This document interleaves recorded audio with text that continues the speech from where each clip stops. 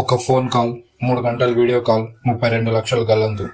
పోలీసులు అరెస్ట్ చేస్తా ఉన్నారు. కానీ అసలు పోలీస్ కాలే కాదు. ఇది ఇప్పుడు భారత్లో వేగంగా పెరుగుతున్న డిజిటల్ అరెస్ట్ స్కామ్. నిజ జీవితంలో జరిగిన సంఘటన ఇది. అతని పేరు రమేష్, 58 ఏళ్ళు వయసున్న ఉద్యోగి. సాధారణ జీవితం, బ్యాంక్ సేవింగ్స్, అన్ని ఫిక్స్డ్ డిపాజిట్లు, ఆల్ సేఫ్ అనుకున్నాడు. ఒకరోజు హాలిడే రోజు కూర్చొని టీ తాగుతున్న సమయంలో ఒక అన్నోన్ నంబర్ నుంచి కాల్ వచ్చింది. మీ ఆధార్తో తీసుకున్న సిమ్ కార్డులో మనీ లాండరింగ్ కేసులో వాడబడ్డాయి, మీపై క్రిమినల్ కేసు ఉంది. అతనికి ఒక్కసారిగా షాక్, గుండె వేగంగా కొట్టుకుంటుంది. తర్వాత రమేష్ కాల్ని ఒక సీనియర్ ఆఫీసర్కి ట్రాన్స్ఫర్ చేస్తామని చెప్పి వేరే వాళ్ళకి ట్రాన్స్ఫర్ చేశారు. అతను, నేను సెంట్రల్ బ్యూరో ఆఫ్ ఇన్వెస్టిగేషన్ నుంచి మాట్లాడుతున్నాను అని వాట్సాప్లో అతని ఫేక్ ఐడి కార్డ్, నకిలీ ఎఫ్ఐఆర్ కాపీ, కేసు నమోదు చేసినట్టు ఆ డీటెయిల్స్ అన్ని వాట్సాప్లో షేర్ చేశారు రమేష్ గారికి. వీడియో కాల్లో పోలీసులు లోగో, బ్యాక్గ్రౌండ్ అంతా సెటప్ చేసుకున్నారు. Because it is a scam. అతను గట్టిగా అన్నాడు, మీరు ఇప్పుడు డిజిటల్ అరెస్ట్ లో ఉన్నారు. కాల్ కట్ చేస్తే వెంటనే మీ ఇంటికి పోలీస్ టీం వస్తుంది. రమేష్ గారు భయంతో కాల్ కట్ చేయలేదు.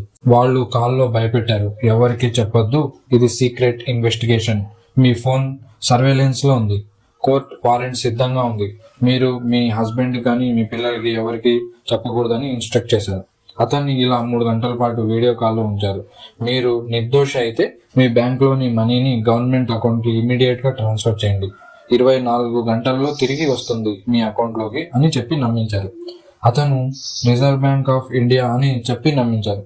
రమేష్ గారు భయంతో తన అకౌంట్లో ఉన్న 20 లక్షల సేవింగ్స్, 8 లక్షలు ఎఫ్డి నుంచి 4 లక్షలు వైఫ్ అకౌంట్ నుంచి మొత్తం 32 లక్షలు పంపించారు.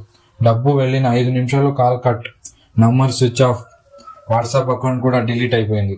అప్పుడు రమేష్ గారికి అర్థమైంది, ఇది స్కామ్ అని. ఫ్యాక్ట్స్ ఏంటంటే, డిజిటల్ అరెస్ట్ అనే చట్టం లేదు. సిబిఐ లేదా పోలీసులు వాట్సాప్లో విచారణ చేయరు, ఎవరు మనీ ట్రాన్స్ఫర్ చేయమని చెప్పరు. మీకు ఇటువంటి కాల్స్ వస్తే మీరు వెంటనే 1930 అనే నెంబర్ కాల్ చేయండి. ఇది cyber crime help line number. లేదా నేషనల్ సైబర్ క్రైమ్ రిపోర్టింగ్ పోర్టల్లో కంప్లైంట్ రిజిస్టర్ చేయండి.